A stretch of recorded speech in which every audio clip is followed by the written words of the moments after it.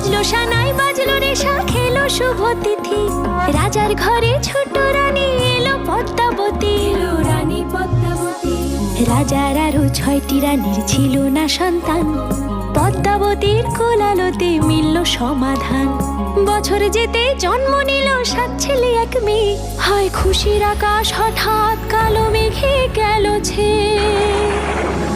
হিংসেতে যায় জ্বলে পুড়ে বাকি 6টি রানী যুক্তি করে ঘটায় ওরা 7 কুমারের হানি সুযোগ মতো 7 ছেলেকে মাটিতে দেয় পুঁতে বাঁচে একা পারুল ওরা পায় না তাকে ছুতে ধাইমা বাজায় সেই মেয়েকে বড় করে তোলে 7 ভাইকে পায় যে পারুল 7টি চাপা ফুলে এত কিছুর পরেও রাজার বিপদ যে কাটে না সূর্য নগরে সুখের সূর্য আর ওঠে না হিংসা বিবাদ বিচ্ছেদ আর প্রেমের